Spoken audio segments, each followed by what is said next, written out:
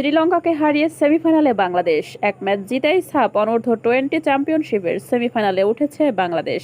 মঙ্গলবার নেপালের কাঠমান্ডু আনফা কমপ্লেক্সে অনুষ্ঠিত ম্যাচে বাংলাদেশ 2-0 গোলে হারিয়েছে শ্রীলঙ্কাকে। প্রথমার্ধে 1-0 ব্যবধানে এগিয়ে ছিল মারুফুল হকের দল। এই গ্রুপের প্রথম ম্যাচে শ্রীলঙ্কাকে হারিয়েছিল নেপাল, তাই বাংলাদেশের জন্য সমীকরণ ছিল শ্রীলঙ্কাকে হারালেই সেমিফাইনাল।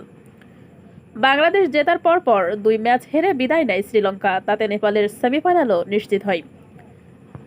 সাফ অনূর্ধ্ব-20 টুর্নামেন্টে বাংলাদেশ কখনো শিরোপা জিততে পারেনি। 3বার রানার্স আপ হয়েছে, 3বার ফাইনালে উঠে, একবার নেপাল ও 2বার ভারতের কাছে ফাইনাল হারে।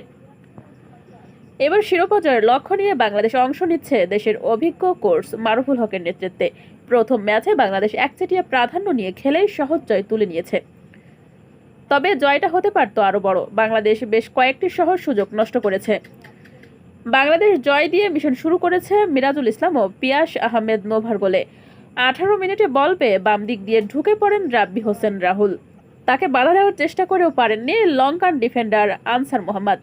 বাম পায়ে গোলমুখে ক্রস দেন রাহুল। চলন্ত বলে পা লাগিয়ে দলকে লিড এনে দেয় মিরাজ ইসলাম। ব্যবধান দ্বিগুণ হতে পারত 19 মিনিটে। বাম দিক থেকে রাব্বি হোসেন রাহুলের নেওয়া ফ্রি কিক সুযোগটি এনে দিয়েছিল। রুস্তম দুখুমিয়া পোস্টের কয়েক গজ সামনে থেকেও শট নিয়েছিলেন, কিন্তু লক্ষ্য রাখতে পারেনি, চলে যায় বাইরে। ইনজুরি সময়ের শেষ মিনিটেই সহজতম সুযোগ নষ্ট করেছেন মিরাজুল ইসলাম। নিজেদের সীমানা থেকে উড়ে আসা বল ধরে শ্রীলঙ্কা বক্সে ঢুকে গোলরক্ষককে একা পেয়েও গোল করতে পারেনি, বল মারেন গোলরক্ষকের গায়ে।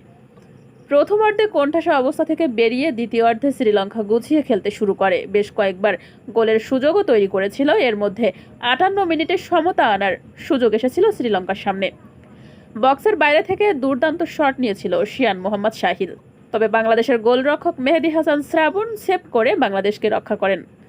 সোমায়া শাইলা, ডাক বাংলা টিভি।